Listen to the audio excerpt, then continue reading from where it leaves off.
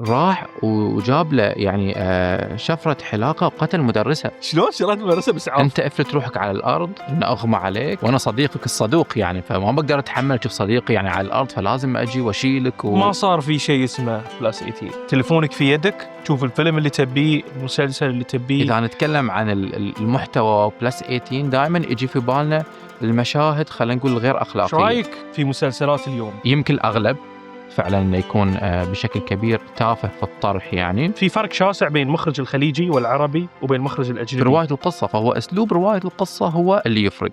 اليوم المخرج الأجنبي اتمكن من هذه الأدوات.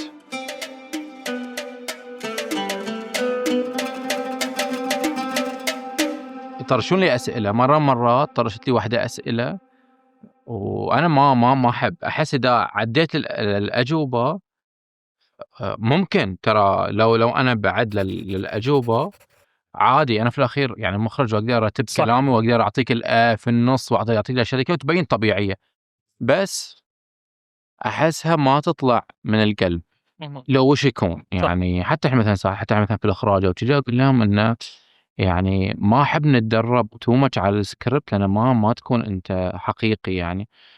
فساعات فطرشت لي مرة واحدة أسئلة، فوصلنا إن كان أي واحد إحنا اثنين، فداك طلب الأسئلة يعني إن أبغى الأسئلة وكذي فقالت لي فهي تكلمت إياه في البداية، فقال لها أنا قرأت الأسئلة وحضرت وكذي وشكرنا تنطرشتين.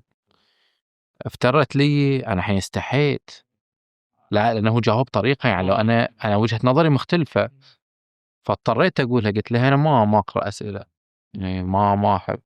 قالت لي شلون قريت وبالعكس يعني يمكن تعبت عمرها أي مختلف غيره. قلت لها ما خليني أهدر. راحت. لا ترى مسجل. ها مسجل زين عادي. سيد. عرفت ان انت مره من المرات شردت من المدرسه باسعاف، هاي صدق ولا كذب؟ انا لازم اعرف السالفه صدق. شلون شردت من المدرسه باسعاف؟ مشكلة هذه يعني أكبر زفة انزفيت فيها من أمي. فالحين لو بعيد القصة بعد بحصل زفة مرة ثانية يعني يعني إيش أقول لك يعني في فرق بين يعني تعرف شطانة وشقاوة على يعني هي بشكل مختصر يعني كلنا كنا أيام مدرسة يعني بعض الامتحانات ما نراجع لها عدل فلازم إن إحنا نحاول نقنع الأستاذ إنه يصير تأجل امتحان أستاذ يعني كذي عطنا وقت وغيره كذي لأن أنت مو مراجع يعني مو مستعد. فكان عندنا أستاذ فيزياء وصدق كنا فعلا مو محضرين ولا مراجعين ولا يعني ولا مستعدين للامتحان. جاء الصف قلنا له إنه يصير إن نأجل الامتحان وعاد أستاذ خلينا نأجل الامتحان ما قبل.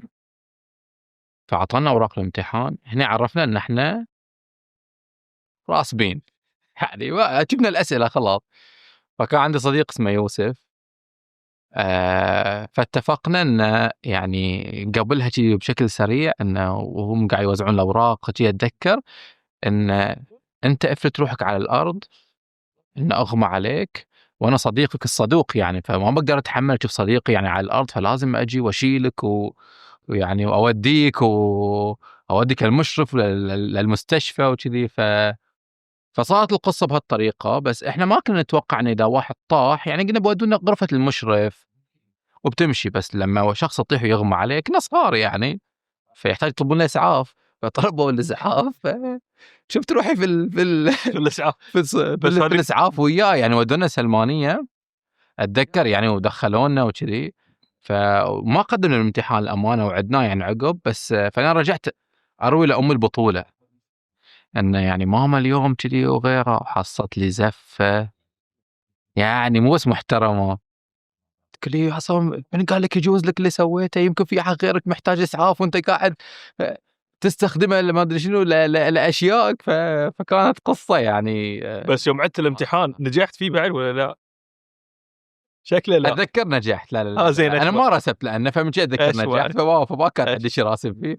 بس سيد هذه مشكلة كنا يعني انا مو قاعد اتكلم وياك انه مثلا احنا كنا مثلا يعني مثلا فاشلين في الدراسه، لا انا بالعكس نسبتي في 90 ومتفوقين وغيره. فيعني مو انه بس تعرف لي ساعات انت مو ما تكون دارس فلازم ندور لك طريقه انه. بس هذه مو باول مره تشرد فيها،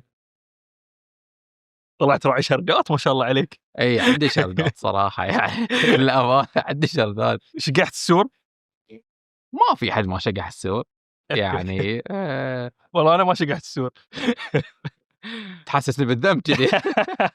والله شوف يعني هاي عذر اقبح من ذنب يوم قلت ما في احد شقح السور، وبني حق عذر اقبح من ذنب. اجمل من ذنب. شقحت السور يعني. وما الامانه يعني مشكله ان انا المشكله الوحيده ان انا كنت اشقح السور واروح اشتري اكل لمال الصف يعني ليانا، بس انا كان عندي اكل. انا امي تسوي لي كانت الاكل واروح عندي اكل، بس لان بس المتعه ان انت تبي تشقح تشقح وتروح تاخذ من الكافيتيريا. فهذه ما انساها يعني. طلعت في بودكاستات كثار تكلمت عن حياتك استراليا، دراستك، الاهل ساعدوك، انتقلت الى انك اخرجت افلام، شاركت فيهم، فزت في الشارجة من اوائل الجوائز اللي فزت فيها. لكن اليوم انا بسألك عن شيء ثاني. ايش رايك في مسلسلات اليوم؟ ودك تخرج مسلسل؟ ودي اخرج مسلسل، اي ودي صراحه يعني. وما اخفيك انه يمكن ودي اكثر من حتى فيلم. يمكن كل مخرج يكون حلمه انه يخرج فيلم روائي طويل، ولكن انا بالعكس يمكن ودي ان اخرج مسلسل اكثر من فيلم. مو لان بيفرق، انت في الاخير هدفك الاثر، والاثر ممكن تتركه من مسلسل او من فيلم، ولكن المسلسل اعتقد انه يعيش معك. يعني ممكن يعيش مع الشخص ايام طويله وممكن يظل فتره طويله وياك. ما قلنا الفيلم ممكن يعيش معك، ممكن يكون فيلم جدا قوي ويعيش معك بشكل كبير، بس اعتقد ان المسلسل يكون عندك فرصه اكبر ان انت تروي قصه من الفيلم نفسه. احنا في الاخير رواه قصص، ستوري تيلرز يعني. فكل مخرج امنيته انه يخرج. بالنسبه للمسلسلات خلينا نقول يمكن هذا السؤال وايد تكرر، المسلسلات الخليجيه او العربيه. انا ما اكون من ضمن دلين ان اطيح فيهم، ولا مسلسلات لليوم الطرح سيء وهذا المحتوى اللي نسمعه دائما. لا، في مسلسلات عظيمه صراحه، وفي مسلسلات تطرح قضايا عظيمه يعني. ما قاعد اقول ان كلها تافهه. يمكن الاغلب فعلا انه يكون بشكل كبير تافه في الطرح يعني. ولكن انه اعتقد ان هي في حاله تطور، جالسه تتطور. ولكن هو عالم تجاري. العالم التجاري اليوم مبني على مشاهدات وسبسكريبشنز. انا اليوم في الاخير احتاج سبسكريبشنز ومشاهدات. اليوم دي المنصات اللي موجوده تحتاج هذا الشيء. اذا انت في ذا العالم التجاري، أنا اليوم خلينا نكون واقعيين. اليوم التفاهة ممكن تجيب لك مشاهدات وسبسكريبشنز أكثر من أي طرح موضوعي أو عميق أو له أثر أو له فائدة في المجتمع. يعني مو قاعد نتكلم بس عن مسلسلات وأفلام، حتى في صناعة المحتوى في السوشيال ميديا. اليوم قاعد نشوف المحتوى التافه هو اللي يعني حصل عدد المشاهدات، وهذا شيء طبيعي جدا. أنا ما أعتقد أنه هو شيء يعني كأنه في زمن اليوم. لا، حتى لو كان في زمن قبل بعد بياخذ مشاهدات الشيء التافه. اليوم أنت كإنسان شنو أنت تبغي تتلقى؟ الإنسان نفسه هذا تحتاج تغير في الإنسان من داخل عشان هو يتغير ويشوف شنو أنا أبغى أتلقى، شنو أنا أبغى أغذي هذا الإنسان كجسم، كعقل، كروح، شنو بدخل إليها داخل. هني اللي يفرق. فأنا أعتقد إنه اليوم جالسة تتطور، الناس قاعدة تصير واعية بشكل كبير يعني. ما أخفيك، تطالع أنت اليوم عالمين، تجي تشوف عالم إحنا يعني في جلساتنا، في قعداتنا اليوم، في كل مكان، في كل مجلس، في كل عائلة إذا نتكلم دائما كلامنا إنه شوف إيش كثر الناس تبغي المحتوى التافه. بس في نفس الوقت وين أنا متأكد إنه بعد في جلسات ثانية نقعد نقول لما ينطرح طرح عميق تقول إيش كثر الناس تبحث عن الطرح العميق. ايش كثر الناس تبي الطرح الحقيقي اللي ممكن يأثر يغير في كل شيء له جمهوره.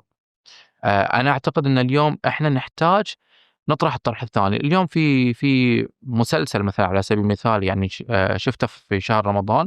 انا ما طالع مسلسلات صراحة، يعني في شهر رمضان بالذات سنين ما طالع. فهسه لفت نظري مسلسل اسمه لام شمسية، مسلسل مصري.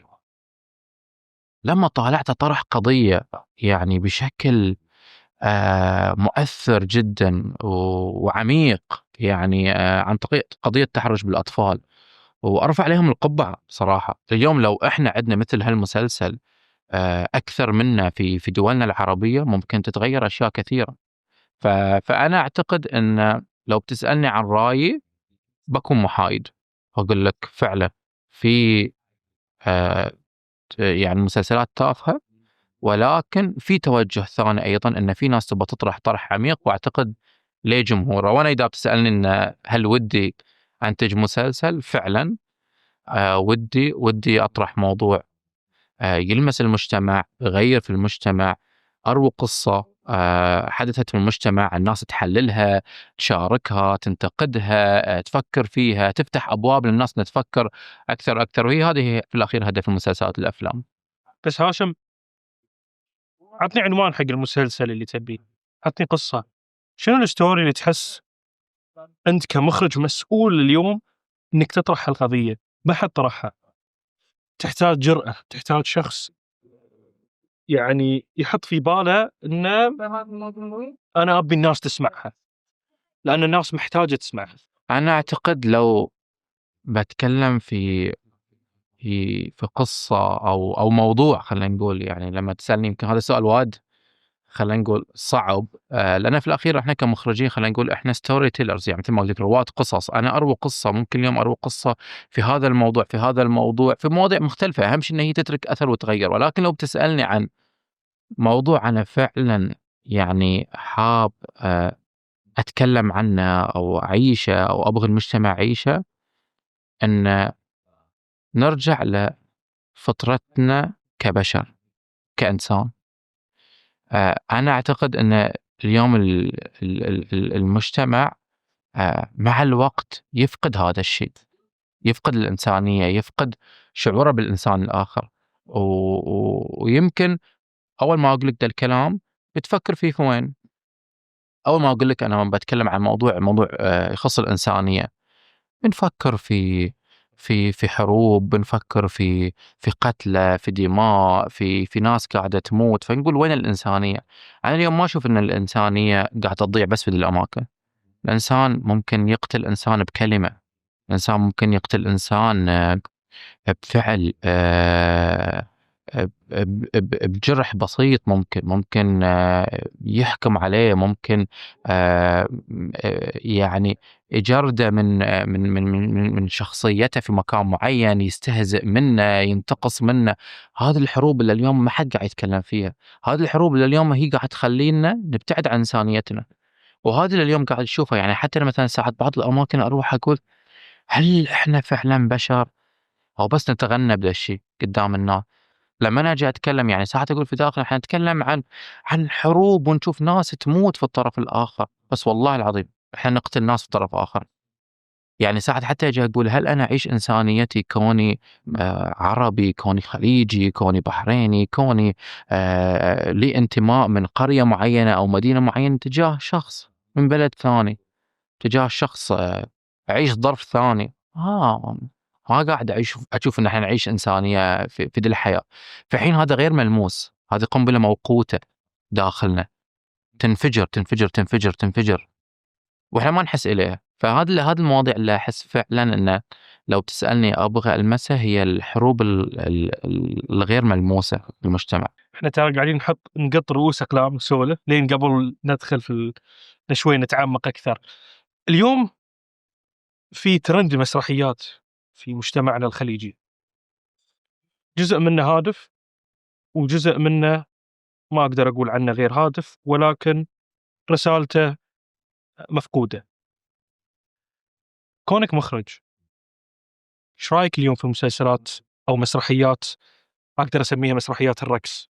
شوف، أنا لا زلت يعني في ذا المجال ما باقدر أحكم بشكل كبير لأن ما حضرتهم، يعني أشوف مقاطعهم يعني في السوشيال ميديا، فما أقدر أحكم صراحة للأمانة بشكل كبير، يعني إلا إذا حضرت مسرحيات بشكل كبير وأقدر أحكم فيها، ولكن باتكلم عن موضوع بسيط، يعني قاعد أشوفه قاعد يصير في عالم المسرحيات أو حتى في عالم حتى الأفلام والمسلسلات، حتى صناع المحتوى أو بما يسمى بالمؤثرين الاجتماعيين. اللي نشوف في المسرحيات إنه دائمًا نطلع بلغة إن إحنا الأفضل، إحنا الأول، وإحنا اللي أنتم كأنكم تقلدونا وإحنا الأصليين وذا الكلام اللي دائمًا قاعد يطلع. فانصدمت آخر فترة كنت مع في واحد من الأعمال مع ممثلة صغيرة، فطول ما وإحنا قاعدين في التصوير فقاعد أقول لها إن شلون الحين أنتِ ممثلة تمثلين مسرحيات، فشلون إن يعني ردة فعل الناس ليش في المدرسة، أصدقائِش، اللي تقول كلهم يغارون مني لأنني أحسن منهم. فأنت اللي يجيك مرة واحدة اللي تجي تقول لحظة، لحظة، لحظة، لحظة، إيش قاعد يصير؟ يعني أنا سؤالي كان في مكان ثاني، اللي حسيت إنه بالعكس شيء جميل، ممكن إن شلون الناس إمم. يطالعونه، ممكن يكون ردة فعلها ثانية، مو إنه الكل غار مني، يعني هذه صارت عندنا إنه لأ أنا الأول، يعني الناس مثلًا إذا تشوف حتى مثلًا لمّا رحت مصر، كنت أشوف الأطفال هناك في كل مكان number one وأنا number one. الفكرة إن أنت لمّا تعزّز عند الأطفال لأ أنا الوحيد وأنا الأفضل وأنا number one وكل الناس الثانيين كأنهم ما يسوون شي، ويكون دائمًا نعزّز فكرة الفردية أو ما يسمى بالindividualism، إن أنا الوحيد وأنا الشخص، ما لأ، إحنا كناس، إحنا كبشر، إحنا كمجموعة، إحنا ك ك ك كفكرة، إحنا كمجتمع، يعني ما عندنا صارت هذه الشغلة. فلو باجي باقول في المسرحيات ما بانتقد المسرحيات كطارح، لأن ما حضرتهم للأمانة، وأقول بس كأثر من اللي شفته. آآ يعني فكرة إن إحنا قاعدين نعزّز بشكل ما نحس إليه، فكرة إن نعزّز عند الإنسان هذه الإيجو عند الواحد، وإن أنا أفضل من الثاني، أنا يكون عندي، فهذا يسبب لي الكبر، أنا عندي أتكبّر على الشخص الثاني، أنا يمكن ما أحس إليه اليوم، وبس أقول والله أنا أفضل منك وأنت تقلدني وأنا أحسن منك، بس في نفس الوقت شو اللي يصير؟ أنت قاعد تسبب إلى شخص إيجو داخلي قد ينتقل للأطفال، وقد يكون يعني على قولتهم يعني يسبب حروب داخلية بين الأطفال. فعلًا، هذه نوع من أنواع الحروب اللي تكلمت عنها من شوي، فعلًا، مو بس حروب بالأسلحة، بل فعلًا. في حروب ثانية تقدر تصير. موضوع وايد مهم. آآ شنو أهمية إن الطفل يكون موجود في هالمسرحيات؟ هل تحس إن المسلسلات والأفلام مهم إنه يكون فيها عنصر الطفل خصوصًا في هالعمر المبكر، والّا أنت كمخرج تحس في خطورة عليه في المستقبل القريب؟ لأ، أنا بالعكس، أنا مع ظهور الطفل في المسلسلات، في الأفلام، في المسرحيات، معاه بشكل كبير جدًا. يعزّز من ثقة الطفل بنفسه. اليوم الطفل إذا يطلع ويتعامل مع ممثلين، مع set بإضاءة، بضغط، بغيره، بالعكس يكون له فائدة كبيرة على شخصيته من ناحية. ولكن إحنا بشكل عام ما عندنا يعني إحنا أصلًا لوكيشناتنا أو أعمالنا تتجرد من أخلاقيات العمل أساسًا. أنت اليوم لمّا الطفل ييجي ويمثل مثلًا ده العمل، أنت اليوم حتى لو بتروح مثلًا حتى في الأفلام الغربية، أو ما باتغنى بالغربية للأمانة لأن مو كلها الperfect يعني، ولكن في عندهم بما يسمى بالethics أو أخلاقيات العمل نفسه. عمر الطفل كم؟ لأي وقت بيقعد وهو في الlocation في التصوير، شنو بيتعلم، شنو بيقول، شنو الكلام اللي بيقوله. ترى في وايد مشاهد إحنا يمكن نشوفها، بس ترى الطفل ما شافها في الlocation، هو يمكن مثل مشاهده ومشى، أصلًا ما شافها في الlocation، وحتى أصلًا ما يشوف الفيلم عقب ساعات أحيانًا. فالفكرة كلها وين؟ إنه أنا أعتقد إن أنا مع ظهور الأطفال في الأفلام والمسرحيات، ولكن مع أن تكون هذه المساحات هي مدارس إليهم، مدارس تعلمهم، مو مدارس تهدمهم.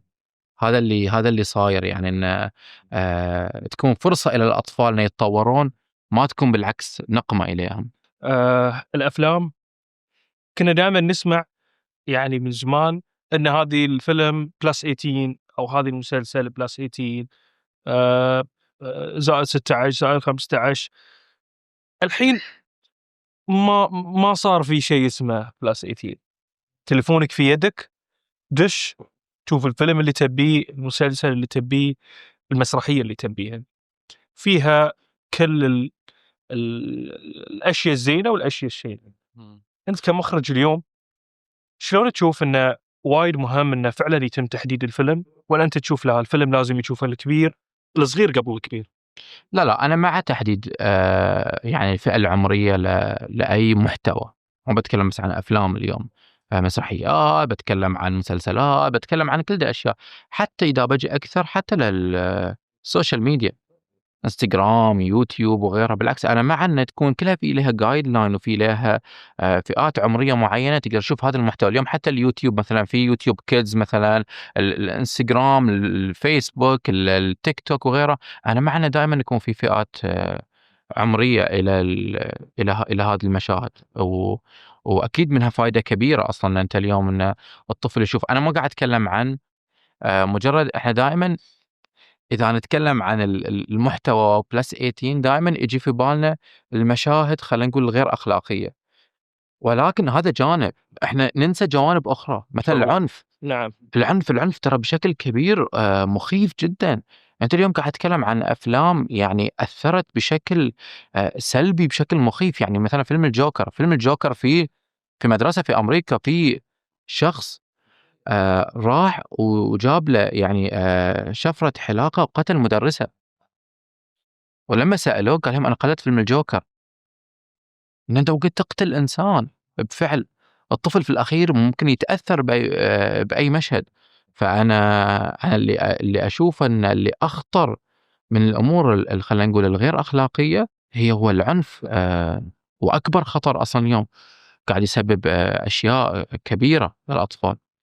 هاشم، دام تكلمنا عن هالموضوع صراحة، يعني كل صراحة أحد الإخوان في مخرج ما كان دائما يوصل رسالة بأنه لابد أنه نحط في يعني في مسلسلاتنا وفي برامجنا وفي أفلامنا بعض المشاهد اللي ممكن تكون غير أخلاقية، بحيث أن الطفل يتعلم من صغره. إحنا سمعنا هذا الكلام من أحد المخرجين، ولكن أعتقد في هالحالة إحنا تنازلنا عن ديننا في المقام الأول، ومن ثم إنسانيتنا، نفس اللي قلت من شوي. إيش رأيك في كلامه؟ أنا ما أعتقد أن يعني في فرق كبير بين أن أنت تخلي مقطع غير أخلاقي في فيلم وتقول خلينا نتعلم منه، وفي فرق بين أن أنت تجي تقول في أشياء غير أخلاقية في الحياة موجودة وطبيعي. يعني حكمة رب العالمين يوم في الأبيض والأسود. لو وإلا رب العالمين ما جاء وحط فيه ناس تقتل ناس. احنا نشوف خلينا نقول الأسود، نتعلم منه ونعلم أولادنا عنه. بس إن أنت تحط مشهد غير أخلاقي بمحتوى، ما أعتقد. كان المشاهدات بعد أي ما هاي كلمة أعتقد قالها. إنه هو الطريق السليم. كثر ما إنه أنا شخصيا مع إن أنت تحط الموضوع الغير أخلاقي في الفيلم، بس مو شرط يكون المشهد نفسه. مو أنت هني فكرة الإخراج. أنت كمخرج هذه قوتك. أنا ممكن اليوم أوصل إليك مشهد خلينا نقول عاطفي أو جنسي أو عنف أو أي مشهد من المشاهد، بس بأسلوب إخراجي مميز. زين هاشم، تكلمنا عن المسلسلات، عن المسرحيات وترندها، تكلمنا عن بعض المشاهد الخليعة اللي تكون موجودة مجرد لإثارة الجدل بحيث أن الناس تجذبها. لكن اليوم في فرق شاسع بين المخرج الخليجي والعربي وبين المخرج الأجنبي. بوجهة نظرك شنو أكثر اللي يميز المخرج الخليجي عن مخرجين الغرب اللي دائما يتغنون فيهم؟ أعتقد الفرق هو رواية القصة، الستوري تيلينج. يعني عشان أشرح لك إياها، اليوم هي الفكرة أساسا مو القصة. اللي يفرق في ذا العالم مو القصة، طريقة رواية القصة. فأنت عندك ستوري تيلينج هو الستوري تيلينج اللي يفرق. أنا ممكن اليوم أقول لك قصة بطريقة، وممكن أبدأ لك من نهاية القصة. في يوم من الأيام أقدر أقول لك في يوم من الأيام صار شيء، في يوم وأقدر أبدل لك إنه في واحد قتل واحد، أنا بدأت من الأخير، فهي رواية القصة شلون طريقتها اللي تخلق الترقب، تخلق المشاعر، فهي طريقة رواية القصة. أنا ما أعتقد اليوم إن في فرق بين المخرج الخليجي أو العربي أو الإنجليزي، كلنا نسولف، وكلنا عندنا أصدقاء يعرفون يسولفون. على قولتهم حتى كل أقول لهم منو الشخص اللي ممكن يكون مخرج؟ اللي يعرف يسولف، اللي تقعد وياه عادي 4 ساعات ما تستمل، ممكن يكون أعظم مخرج، لأنه هو يروي قصة. شلون يروي القصة وشلون تتفاعل وياه وشلون تعيش وياه. ترى رواية القصة لها بعد أساليب. أنا لما جيت أكلمك وأنزل صوتي عقب حتى صار، هذا أسلوب من الأساليب، وأقدر أرفع وأقدر وتشوف مشاعري وأقدر أستخدم إيدي وأقدر مرة أقعد وياك كذي. هذا أسلوب في رواية القصة، فهو أسلوب رواية القصة هو اللي يفرق. اليوم المخرج الأجنبي اتمكن من هذه الأدوات، لأنه درسها، لأنه دخل في هذا التخصص، لأنه تعلمها، فهو تمكن من هذه الأدوات. إحنا اليوم لازلنا مو قاعدين نوظف أدواتنا في المكان الصح، نوظفها مجرد لأن نشوف الأجنبي سواها فنسويها. يعني مثلا أنا أجي أحط لي مثلا أحيانا مثلا خلينا نقول آه خلينا نقول مثلا مشهد، مثلا خلينا نقول قتل بطريقة معينة فقط لأن شنو شفته في فيلم أجنبي، مو أن القصة تحتاج أو القصة بحاجة وراح على قولتهم احنا نسميها إنه يعني push the story forward، يعني إنه هل ده المشهد شلون يقولونها إنه يعني ينفع للقصة أو يفيد القصة أو يدفع القصة للأمام. فهذه مشكلة المخرج خلينا نقول الخليجي. العربي ما بتكلم عن العرب عندنا مخرجين رهيبين، وما قاعد أقول لك الخليج ما فيها مخرجين رهيبين، بس إحنا تونا في بدايتنا، فإحنا مو متمكنين من دي الأدوات، وأحيانًا ساعات نستخدم بعض المشاهد يعني في أماكن، يعني حتى للأمانة أعطيك مثال، يعني إن تجي تشوف مثلًا مشاهد خلينا نقول مثلًا الجنس أو التعري أو غيرها من دي المشاهد، إن أصلًا تستخدم في أماكن مو أماكنها. هي الفكرة أن أنت everything happen for a reason في عالم السينما. ترى الملابس ليش الشخص يلبس أحمر أو أبيض أو أسود؟ لأ إحنا ندرسها، ندرس هذه الشخصية ليش بنلبسها هذا الملابس. لما أنا أجي وأحط هذا الميك اب أو بهذه الطريقة أو بهذا الشعر أو بهذه الملابس أو كل شيء happen for a reason. فإحنا إيش اللي يصير؟ إحنا مشكلتنا إنه بس نشوف الأجانب سووا دبش بهذه الطريقة، تعال قلده. هل حطيناه في المكان الصح؟ لا للأسف. ليش ما عندنا هوية بروحنا إحنا كخليجيين، كمخرجين خليجيين؟ ليش ما خلقنا حق روحنا هوية؟ ما زلنا نتبع رغبات الغرب. شوف موضوع الهوية موضوع يعور صراحة بشكل كبير للأسف. يعني آه أن فعلا ترى لو جيت تطلع أعمالنا متأثرة بشكل كبير جدا بالأعمال الأجنبية، من لقطات، من مشاهد، من طريقة تصوير، حتى طريقة إضاءة ساعات، لدرجة مثلا احنا الإضاءة ما عندنا إياها في أماكننا، ودي المحلات ده الديكور ما عندنا إياه في أماكننا. بس إن للأسف إن احنا كهوية يعني موضوع محزن بشكل كبير. الهوية اليوم أكثر موضوع محزن في صناعة المحتوى بشكل عام، من أفلام، من مسلسلات، من سوشيال ميديا، كلها. يعني الهوية ليش تعور قلبك لما أنت تجي؟ يعني أنا أعتقد إن احنا تجاوزنا فكرة بس كونها في المسلسلات. يعني الهوية أكثر شيء يحزن فيها لما تجي تشوف أطفال يتحجون إنجليزي. محزن، محزن. يعني أنت تشوفه بشكل والله تعالى يجي يقول يعني طالعة بنظرة اللي يعني كأنه مسكين مدارس خاصة وغيره وبيستفيد منه للمستقبل وغيره. أنت خسرت من أكبر القيم اللي ممكن تكون في حياته، هي اللغة العربية. والله هذا مو قاعد أتكلم لأن عندي انتماء أو قومية اللغة العربية، لا. يعني ناهيك عن كونها واحدة من أعظم اللغات في العالم، إن لم تكن أعظمهم يعني. ولكن أن أنت كونك عندك لغة بهذا العمق مثل اللغة العربية تستغني عنها عشان بس والله تعالى أنه ممكن باكر دي يكشخ باللغة الإنجليزية، هذا يشتغل شغلة أفضل باللغة الإنجليزية. أنا حتى وايد يعني مرات هذا موقف أقول لك واحد من القصص، وكنا في يعني في جلسة نقاشية، وكنا يعني إحنا حضور 4 ومعانا الشخص اللي بيدير الحوار. فتكلم بدأ الجلسة باللغة الإنجليزية وعرفنا، وراح الأول تحكى باللغة الإنجليزية للناس، الثاني الثالث، أنا الرابع كنت آخر واحد. فلما جا دوري طالعت الناس كلها فقلت لهم يعني can I ask a question؟ أنا كلهم يتحكوا باللغة الإنجليزية، فقلت لهم في أحد هنا ما يتكلم اللغة العربية؟ ما حد رفع يده. كلكم تفهمون اللغة العربية في المكان؟ الكل يفهم اللغة العربية. قلت لهم سامحوني بس بتحكى بلغتي يعني الأصلية العربية، مو لأن مثلا أبى أطلع فيها أو لأن والله تعال أبغى أثبت شيء، لا، أحب أتكلم بلغتي، مشاعري، إحساسي، كلماتي، لهجتي، حتى لهجتي شلون ممكن أنا أطلعها باللغة العربية. فالفكرة وين؟ إن متى يعور قلبك لما كلنا عرب موجودين، ليش ما تحكي عربي؟ لما ما موجود أحد وموجود أحد باللغة الإنجليزية أنا أحترم تماما. ومو إن أنا ما أتحكى باللغة الإنجليزية، أنا عشت في الأخير 3-4 سنين من حياتي في أستراليا وأتحكى باللغة الإنجليزية وأصلا ما أقول لك يعني ما أقول لك ما أقول كلمات باللغة الإنجليزية الحين حاليا أو في شغلي، أو في بعض الكلمات تكون صعبة أو تكون خلينا نقول internationally باللغة الإنجليزية هي خلينا نقول تنفهم بشكل أكبر يعني. ولكن حتى في البروبوزلات اليوم المشاريع اللي تشوفها دي أكبر المشاريع اللي إحنا حققناها، ترى بروبوزلاتها باللغة العربية وتقدمت باللغة العربية، قدمناها لعرب واقتنعوا فيها عرب وحبوها لأن بلهجتي العربية بأسلوب العربي قدمتها. فكونك إن أنت تظن إن والله تعال لما أستخدم اللغة الإنجليزية بكون احترافي أو بروفيشنال أكثر، أنت غلطان.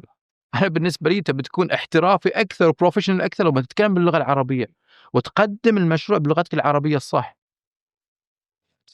لأن يعني في الأخير شيء يمثلني وشيء محتوى، وصدقني ما تتصور إيش كثر لما أنا أجي حتى أنا يعني واحدة من الأشياء اللي أذكرها حتى في اللهجة وفي اللغة، لما أنت تطالع مثلا حتى الأفلام، طالع فيلم أجنبي إنجليزي وطالع فيلم أو مسلسل تركي، طالع فيلم أو مسلسل مثلا هندي، شوف العاطفة شلون تختلف، شوف السطحية في العاطفة في المسلسلات الأفلام الأجنبية، وشوف العمق في المسلسلات التركية والهندية. ما بالك لو طرحنا باللغة العربية إحنا، ممكن يكون أعمق ما يمكن. يعني إحنا اليوم في أشعار، في كلمات، في العاطفة، في الحب، في الغزل، خلينا نقول الأبوة، في الأمومة، في العلاقات عظيمة. بس هاشم أنا عندي شيء بكل صراحة، ما زال أو ما زلنا نحب نطالع الغرب، نحب نشوف شو يسوون الغرب احنا نسوي مثلهم. اذا احنا ما سوينا نفسهم يعني، طبعا هذه البعض مو بالكل، بس احنا للاسف يسمى عن بعض هذه الفئات متخلفين. أنا أعتقد أن هذه العقدة ما راح تروح، ويعني هي عقدة ليست خلينا نقول محلية بس في البحرين. اليوم أنا عندي أشتغل وعندي أصدقاء في الكويت، في السعودية، بكل مكان بعد يواجهون نفس العقدة. آه ولكن أعتقد شو اللي يصير اليوم، إحنا بحاجة إلى أنا دائما أقولها، إحنا اليوم بحاجة لملهمين أكثر من حاجتنا لمعلمين. اليوم ممكن تتعلم من يوتيوب من أي مكان، ممكن تتعلم أشياء واجد، بس تحتاج ملهم يلهمك إنك تروح تتعلم. فأنا شو اللي أقول اليوم، إحنا بحاجة إلى قصص تثبت إن الشخص المحلي اليوم عنده ما عند الأجنبي. هو فعلا فعلا فعلا هذا واقع، الأجنبي وصل لمرحلة في بعض الأماكن أعلى منا، ما نخفيها، نتعلم منهم. هذا واقع، ما مو غلط، مو عيب. في وايد من المساحات، وايد من التخصصات ترى ما نقدر نحن ننافس الأجنبي لأنه هو عنده خبرة كبيرة في ذا المجال، يعني مجالات ساعات أشياء تخصصية، طبية، هندسية، اقتصادية وغيرها. ولكن وين المشكلة؟ لما أنت تخليها شرط أن والله اللي شعره أشقر هو اللي يفهم. لأن إيش اللي يصير؟ تبدي تشوف أنه يجيك شخص أشقر ويجيك شخص محلي أفضل منه بمراحل. هني انت تحتاج تنازل عن العقده. انا ما اقول الناس من حقهم يشوفون ذا الشيء، بس اليوم بدات تصير عندنا قصص. وش اللي نحتاجه؟ نحتاج قصص اكثر. لما انت تكون شخص ولد البلد وموجود من البلد نفسه وتنجح وخلنا نقول وتترك اثر وتسوي نفس اللي سواه الاجنبي وافضل منه، بتبدي الثقه ترجع شوي شوي. انا اقول بدل ما نتحلطم على فكره انه والله تعال شوفوا شلون كلهم يشوفون الاجانب، اشتغل على قصتك انها تكون قصه عظيمه، على اساس ان انت اليوم انت تكون انت المثل، وباشر يثقون في المحل اكثر من الاجنبي. هاشم برجع شوي ورا. خليجي، بحريني، خليجي، عربي، مسلم، قعدت في استراليا وتدرس مجال نوعا ما يمكن بعض الأشياء ما تكون متماشية مع فكرك، مع دينك، مع بلدك. شلون تعايشت؟ شلون ردة الفعل كونك مسلم عربي؟ شلون هم كانوا في التعامل معك؟ خلينا نشوف يعني هل فكرهم كان في ذاك الوقت، لأن يعني صحح لي، رحت استراليا لما كان 2009 ل 2013 تقريبا. فكان ذاك الوقت بعد شوي الفكرة ما بتكون وايد صحيحة عن المسلمين والعرب بالتحديد. شوف يعني بشكل عام ما بقدر ادخل يعني خلينا نقول في ذا الموضوع، يمكن في ناس تجاوب افضل مني لان انا كون رحت استراليا. وللامانه انا بقول لك العكس. يعني انا يوم رحت استراليا من افضل البلدان في العالم من ناحيه التعايش والاحترام. بالعكس انا حظيت باحترام كبير لديني، ل خلينا نقول يعني عاداتي تقاليدي، كل دي الاشياء حصلت احترام كبير منهم يعني، وتعايش ومحبه اصلا للامانه يعني. فهم مجتمع شوي خلينا نقول غير عن المجتمعات، فيمكن قصتي مو هي المثاليه في ذا المكان، ولكن تعلمت منهم بشكل كبير التعايش. ما اخفيك صراحه، انا رحت هناك تعلمت الكثير من استراليا. تعلمت ان يعني واحده من القصص السريعه اللي اذكرها، يعني ما باخذ فيها وقت طويل. لما انت تروح استراليا وفي استراليا يصير عندك حدث فجأة، مرة واحدة تسمع ان ناس محتجزين رهائن داخل محل ومسلمين وينتمون الى داعش في وسط استراليا، ويحتجزون رهائن في استراليا، وبلد بعيد عن المشاكل عن كل دي الاشياء. فش اللي يصير؟ اكيد البلد بيكون عنده ردة فعل كبيرة على المسلمين، وماتت واحدة او ثنتين من الرهائن. فانت شو اللي يصير عندك؟ اول شغله ممكن تكون ان انت انا لو كنت انا استرالي ايش بقول؟ ويمكن من حقي اقول يا جماعه طلعوا المسلمين برا ديرتنا، شو ايش قاعد يسوون في الديره؟ مفترض ان اقول كذي. في حين استراليا ايش سووا؟ وقتها صارت نظره للمسلمين بطريقه شوي يعني مختلفه. فكانت واحده راكبه القطار، وهذه البنت يعني متحجبه. فالناس طلعوا لها نظرة شوي ويا في وقت الحدث بنظرة مخيفة، فواحد قطع عليها كلام. فسوت قامت شالت الحجاب وخلتها على صوب وخافت. جت لها واحدة استرالية قاعدة صوبها، قالت لها البسي ولا تخافين I ride with you. وانتشر هذا الهاشتاج في استراليا في غضون 48 ساعة إلى واحد من أقوى الهاشتاجز في استراليا I ride with you. مسلمين صاروا يمشون في الشارع وراهم استراليين I ride with you، في كف واحد ينمسك. شوفوا شلون قالوها. خلينا نكون واقعيين، لو احنا في بلدنا احد من جاليه ثانيه يقتل بحرينيين، ايش بنقول؟ طلعوا دي الجاليه من بلدنا، وهذا الجاليه كذي وبذكر عنها. هذا اللي صار، جاليه مسلمه او خلينا نقول مثلا مسلمين في ذاك البلد. شلون ردة فعلهم؟ انا اليوم غيرت فيني القصه، اللي بدات انظر للعالم بطريقه مختلفه. فبالعكس انا تعلمت منهم ايش كثر احنا ممكن ننظر للبشريه للانسانيه، شلون ممكن اتعايش مع الناس، شلون ممكن اكون متسامح مع الناس. فاعتقد يمكن تجربتي شوي مختلفه يعني غير التجارب الثانيه. هاشم، كونك يعني شاب بدأت من الصفر، أسست شركة، ساهمت أنك تبني لك علاقات، تستثمر علاقاتك، عرفت أن انقطع عليك كلام وايد، كسروا مياديفك، كلمني قول لي فضفض سووا فيك وانت اليوم ايش سويت فيهم؟ انا ما اعتقد كسروا ولا حد كفو يكسر كفو. المجاديف اصلا. يمكن أنا هي فكرتها وينه، انا اشوفها لو بتكلم وياك شلون نظرتي للموضوع. انت اليوم خلينا نسمي، ما اتكلم عن نفسي، اتكلم عن بشكل عام الاشخاص المحاربه او المبدعه في الحياه، شلون تنظر للامور او شلون هي تشتغل، شلون هي يعني على قولتهم تعمل في هذا المجال. المبدع هو في وضعيه لاعب على قولتهم بالانجليزي يسمونها state of play. فشو اللي يصير عنده؟ هو يلعب. زين اللعبه لما انت تجي تصعبها عليه تصير احلى، لما جيت تحط لي تحديات اكثر تصير احلى. اصلا اللعبه اذا ما فيها تحديات تصير ممله، اصلا تملل منها.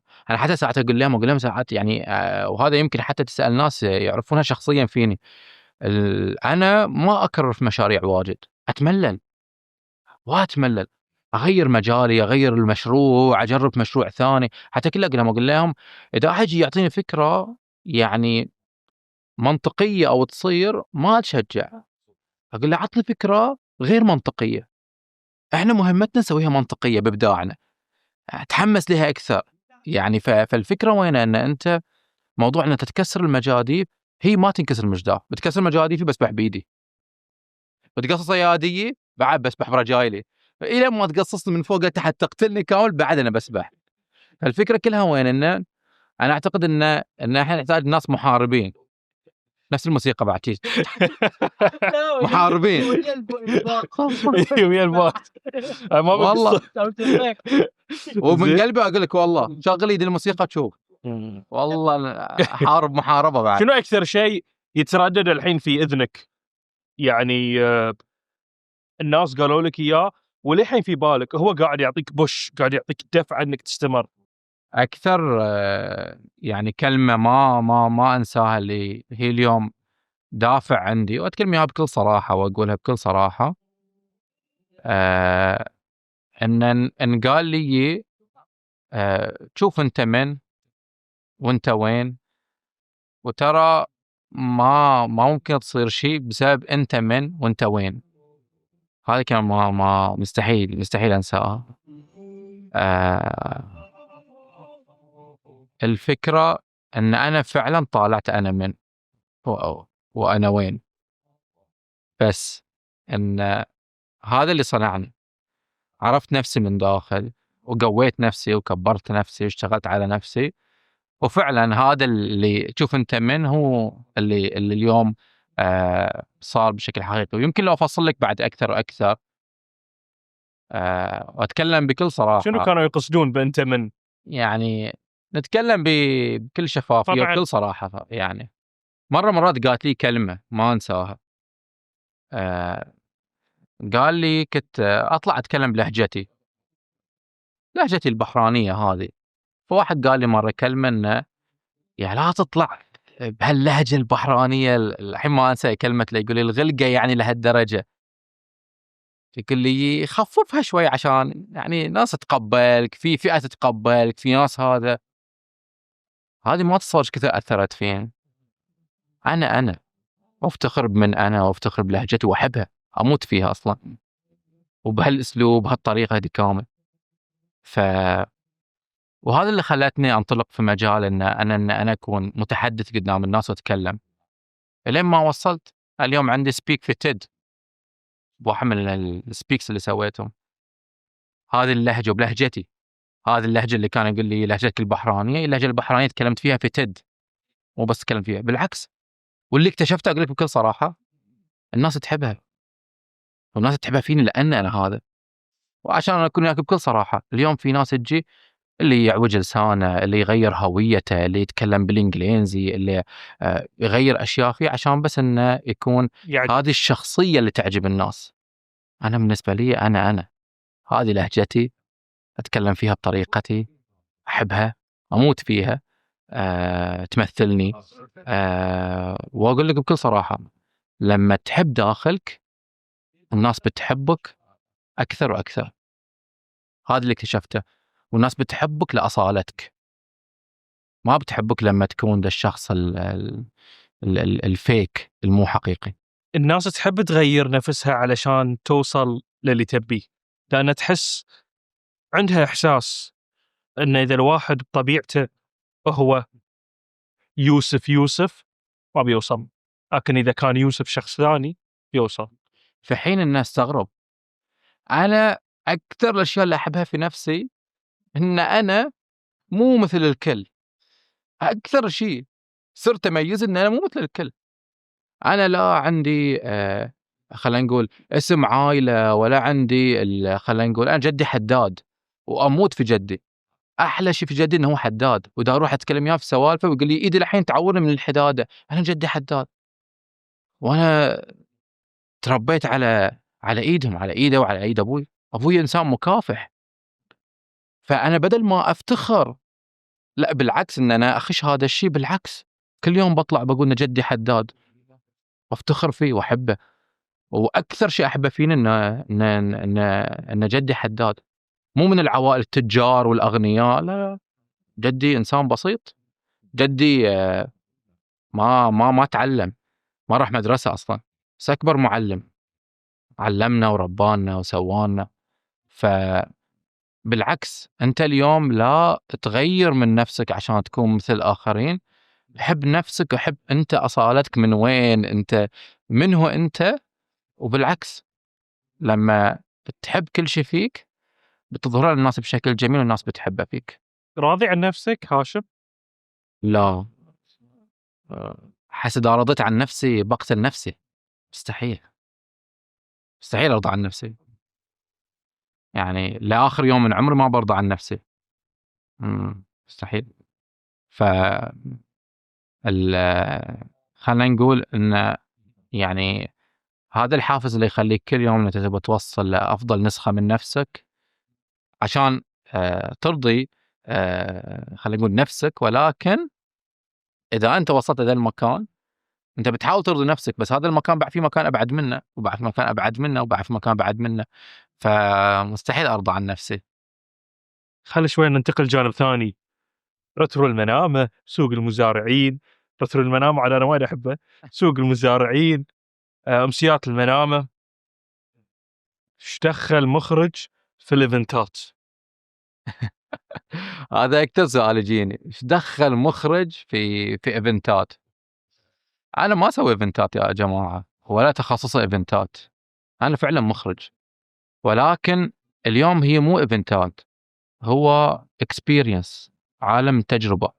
اللي هو اليوم في قطاع مختلف اليوم، اللي هو اسمه قطاع التجارب، الاكسبيرينس ايكونومي اللي موجود اليوم في العالم. اليوم هي الفيلم او المسلسل او الايفنت كلهم ترى ينصبون تحت قطاع واحد، خلينا نقول قطاع الانترتينمنت، الترفيه. فالفكرة كلها وين؟ ان انت اليوم ممكن تدخل تجربة في فيلم، في مسلسل، وممكن ايضا انا كمخرج اخرج فعالية. هي اخراج في الاخير. الاخراج شنو معناته؟ ان انا اوظف ادوات الى اخراج العمل بشكل نهائي بالطريقه، بحيث انه يكون في تاثير، بحيث انه يكون في شلون احاكي عاطفه الشخص، شلون اخليه يعيش هذه التجربه. فهو اخراج. انا ما اشوف، انا بالعكس انا اشوف المخرج الحقيقي اللي لو تفلته في اي مكان، يكتب قصه بيكتب قصه، يصنع فيلم بيصنع فيلم، يبني ايفنت يبني ايفنت. هذا المخرج الحقيقي، وين بتخليه.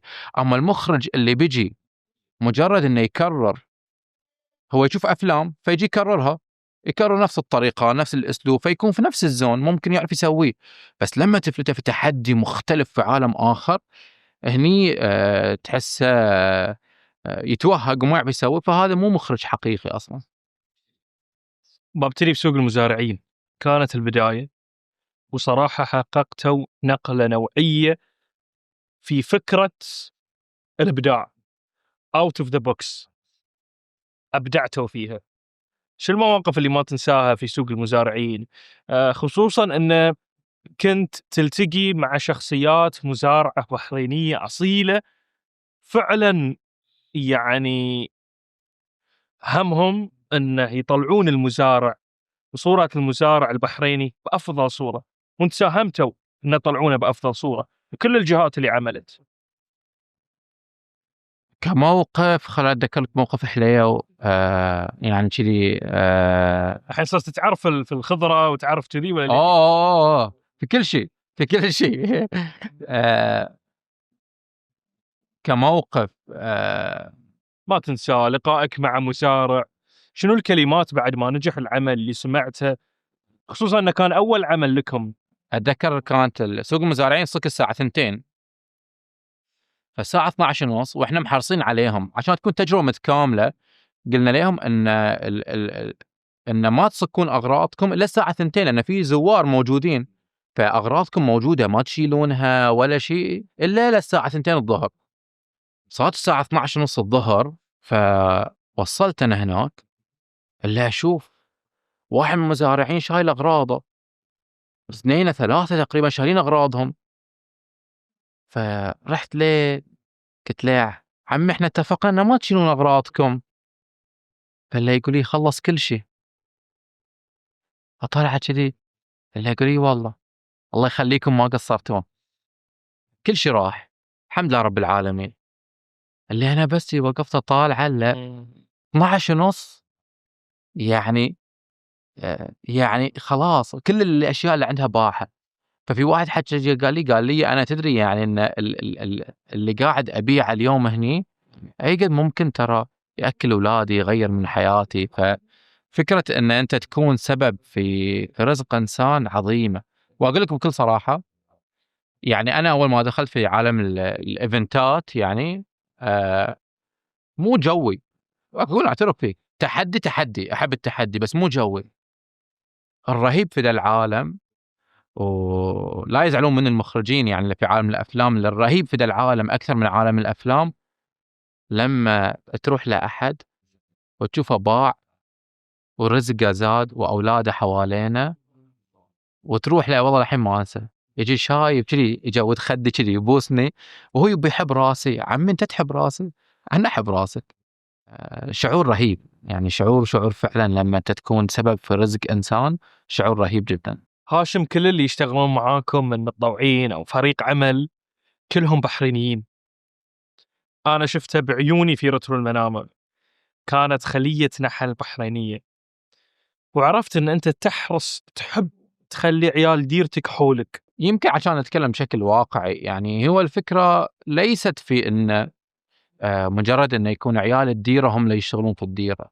في الأخير الكفاءة هي الأهم. يعني أنت اليوم ومو عيب إن أنت لو كان في أحد كفاءة أكثر من برا البحرين رزق إليه وممكن يجي يشتغل في البحرين وبالعكس وعلى راسنا. ولكن مشاريعنا بالذات مشاريع وطنية فيها هوية وطنية، فما بيعرف للبلد إلا ولد البلد.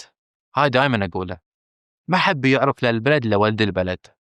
فالفكرة منها وين لما يكون ولد البلد موجود تشوف عطاءه تشوف وقته اللي أنت يمكن تتفق إياه على مبلغ معين ساعات معينة. والله العظيم الساعات ما تصير دبل تصير ترفل ويقول لك أشتغل وأنا مستانس وأنا أسوي شيء لديرتي. فالفكرة أن هي مو فقط أن اليوم لأن فكرة أنه والله تعال بس جيب أولاد الديرة يشتغلون في هذه المشاريع، لا، كفاءة هي أول شغلة. الشغلة الثانية ما بيعرف له بلد إلا ولد بلدك، وبيعطيك كل وقته جهده همه ما تتصور إيش كثر. يعني والله أنا أقول لك يعني تروح حتى برا في كلمة دائما يقولها لنا البحرين دولار وين ما تحطه يشتغل. عنده في الروح عند البحريني لما تحطه في مكان وفعلا يعني يبي يشتغل يعني يعطي كل ما عنده. رتر المنامة في مشاريع بحرينية وايد اشتغلت، إذا هم كلهم مشاريع بحرينية اشتغلت، في مشاريع وايد كانت في الشارع نفسه. اللي راح رتر المنامة راح يعرفني، يمكن كانت ما بقول ميتة لكن كانت ما فيها حياة. فترة رتر منامة انعشت اقتصادهم فعلا. كلمني، أنا عرفت في قصص في محل من المحلات سدد دينه فعلا هذه معلومة أنا عرفتها، أنت كلمني عنها. فعلا لما صار يعني ريترو المنامة الفكرة منه أصلا أساسا يعني هو أنا كلها أقولها هي مو فعالية أبدا، لا تطالعون الفعالية هي الشيء الظاهري. كل عمل كل فكرة فيه لها ظاهر وفي لها باطن. الباطن اللي احنا بالنسبة إلينا في كل عمل شلون ممكن نحسن من حياة الناس، جودة حياة الناس. جودة حياة الناس لا تقول جودة حياة الناس بالنسبة لها جودة الحياة كأنها رفاهية، لا مو فقط الرفاهية. شلون ممكن تحسن من جودة حياة الإنسان في رزقه، في عمله، في طريقة معيشته. فالفكرة من دي الفعاليات ترى احنا نسويها شلون ممكن نحسن جودة حياة الفرد اللي يعيش في هذا البلد. فالفكرة كانت وين إنه لما صار يعني ريترو منامة هي كعمل، كنا نفكر شلون ممكن احنا نسوق عند الأعمال، شلون ممكن نجيب أعمال فعلا تنجح، وممكن حتى في اختيارنا كانت اختيار ناس من أهل المنامة نفسهم نحاول نحرص إنه يكونوا موجودين. فاللي صار إن بالمبالغ اللي كانوا يطلعونها يعني ما أخفيك إن في ناس كانوا يقولون لنا احنا في ايفنت ثاني نبيع في اليوم ب8 دينار، في الايفنت هنا نبيع 200 300 دينار. بعضهم وصلوا ان في دي الفتره باعوا اكثر من 7000 دينار. الحمد لله رب العالمين. كانوا يصكون من احلى وقت. خبر يصكون من وقت.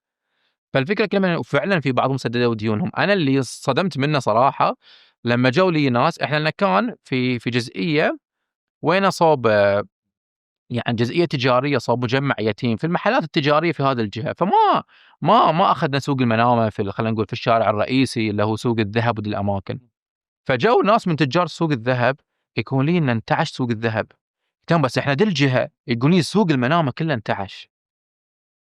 الناس اللي قامت تجي يقول لي والله الذهب سوق انتعش.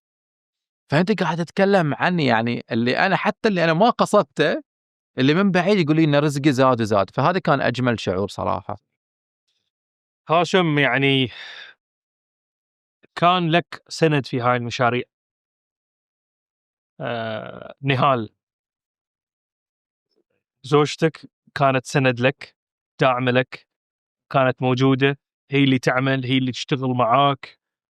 كلمني عن المواقف، ما تهاوش ذو؟ بسم الله عليكم. شوف انا يعني انت الحين حطيتني في زاويه. انا ولا بودكاست ترى تكلمت عن الموضوع، ولا ادخل فيه، ولا ادخل في التفاصيل كلها يعني كامله. بس الناس ما تعرف انه احاول اتباعد عنه بدون سبب صراحه، عشان اكون وياك صريح. ما ادري ليش، بس احاول اتباعد عنه، ما اتكلم في الموضوع بشكل رئيسي. ما نتهاوش، ما اعرف ليش. هل يمكن يعني الحمد لله احنا باردين او شيء؟ ما عندنا دا يصير خلينا نقول الخلاف او النقاش او الهواش. مع انه في الشغل اسمع انه في القصص في الافلام انه هي نتهاوش وغيره، فيحسن من احنا ما يصير عندنا صراحه الامانه. الحمد لله رب العالمين يعني. الحمد لله. بس انا اقصد في الشغل ما يصير هذا. اي حتى في سوق المزارعين، في حتى بالشغل يعني الشغل اللي يصير اللهم انه اراء مختلفه ساعات، واللي يعني ما اقول لك بذاك الحجم للامانه يعني. ما اتذكر الاشياء. شنو رسالة انا بعد وايد انسان لها؟ بارد بزودي يعني. لا بارد، انا اعرف هاي الشيء. انا انسان بارد يعني. فما اعصب. ولكن يمكن لو بجي اتكلم عن انا دائما اطلع في الواجهه، ويمكن انا اعلامي اكثر ومتحدث اطلع اكثر يعني. ولكن السر الاكبر في المشاريع مو انا، بكل صراحه اعترف فيه واقوله. ترى السر الاكبر والدينامو في ده وانت شفته يعني هي نهال صراحه. اقوله انا قد اكون كريتيف دايركتور، بس لكن شو اللي يصير احيانا كل مين يطلع افكار، بس مو كل مين ينفذ. يكون عنده دي الجرأة والقوة والالتزام خلينا نقول الاصرار انه ينفذ المشروع نفسه يعني.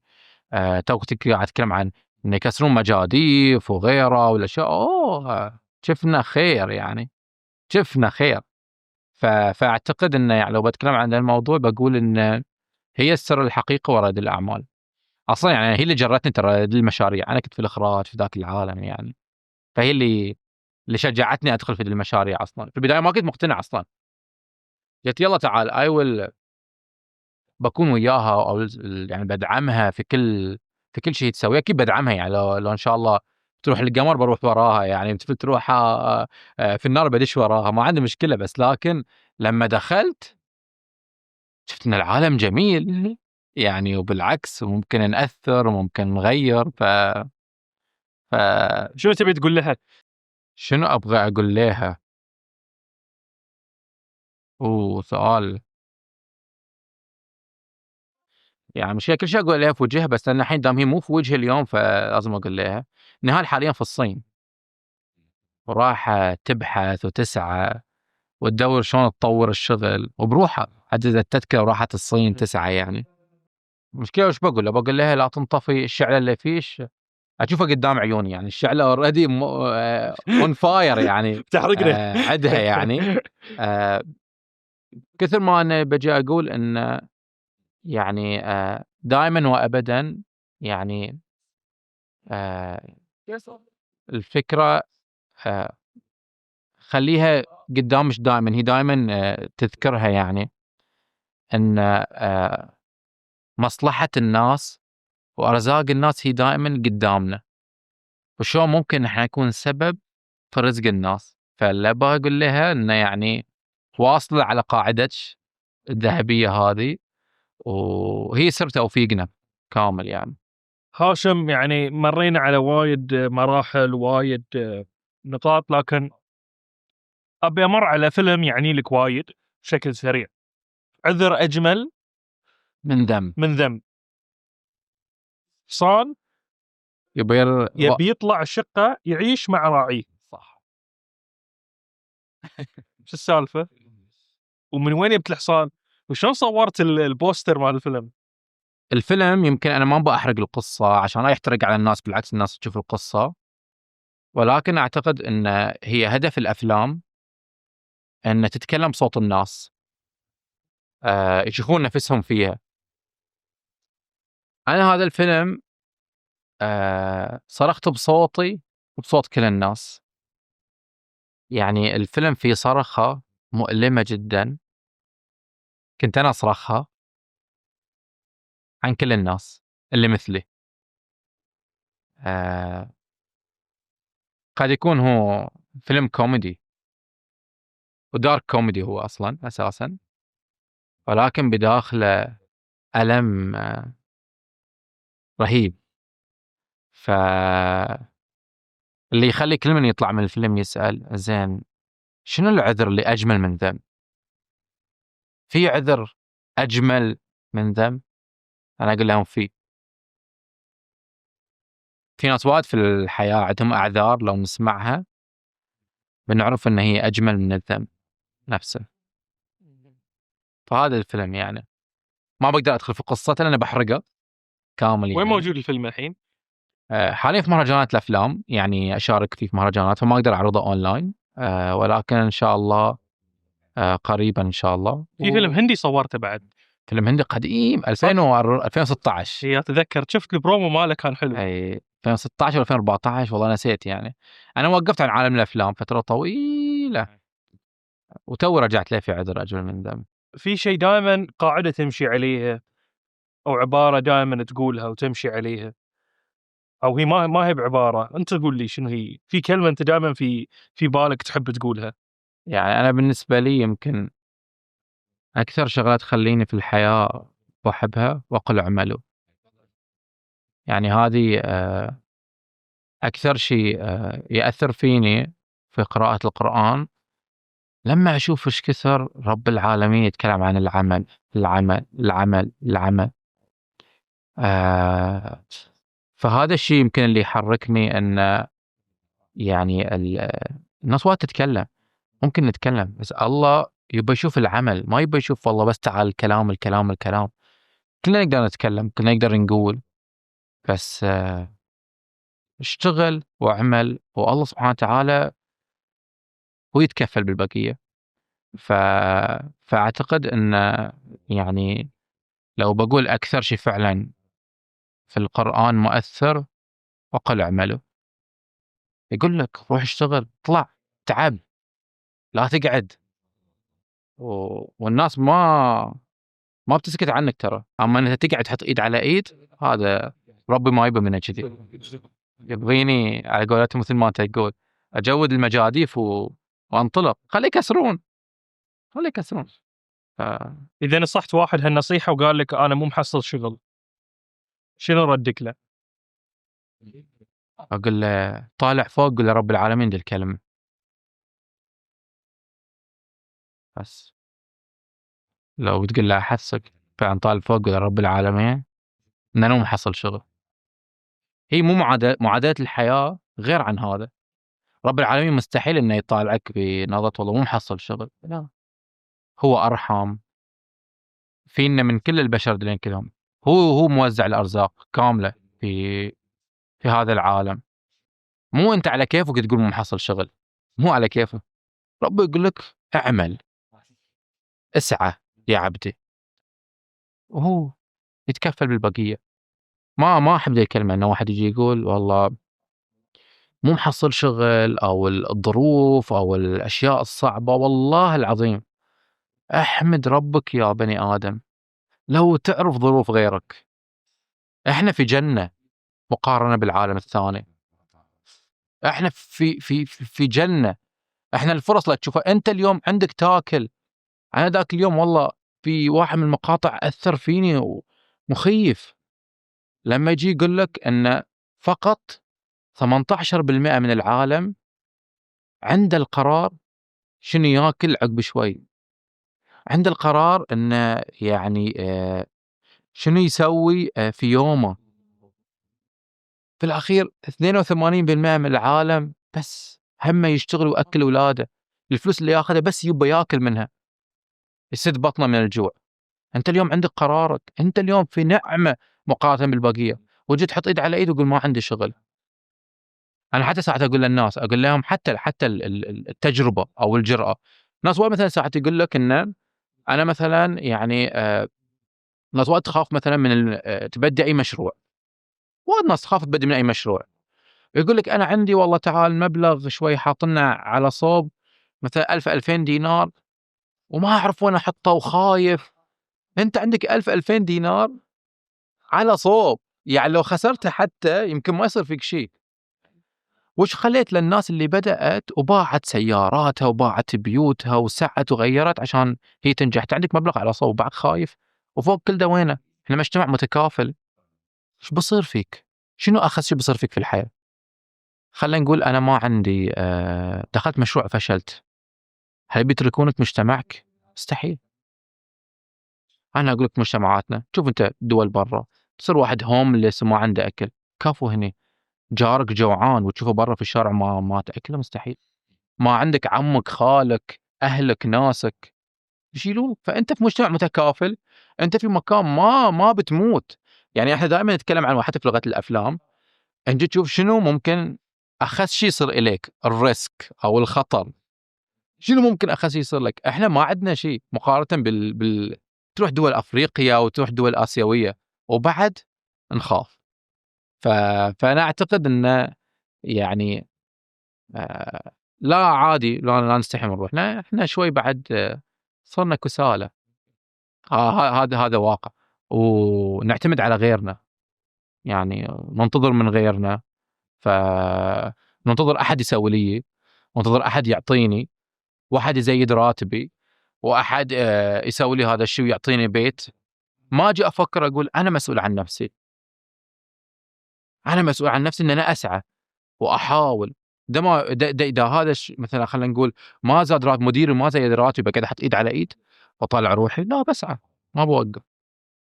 يعني إحنا تقريبا وصلنا لختام هالحلقة الجميلة اللي أنا استمتعت فيها مع مخرج بحريني شاب بدأ من الصفر، كافح، سعى، شاف البحرين قدام عيونه، جاته فرص خارج البحرين، كان مصر إنه ما يسافر، كان مصر إنه يقعد في البحرين يخدم البحرين، الخبرة اللي عنده يحطها في البحرين. قال أنا بروح أشتغل برا لكن ما باترك ديرتي. صحيح. أعتقد أن البحرين وايد فخورة فيك لأن خدمت البحرين، حطيت مشاريع تخدم هويتنا وفكرنا وعاداتنا وتقاليدنا، خليت البحريني يشتغل معاك، عطيت من البحريني من خبرتك، ما كنت بخيل في خبرتك، عطيتها للكل. فالبحرين عندها ابن بار سيد هاشم شرف. ف صج البحرين محظوظة أن عندها مثلك. وأنا يعني في هدايا شي تذكارية بسيطة قبل ما أقول كلام بعد حلو شي يصير في مشاعر.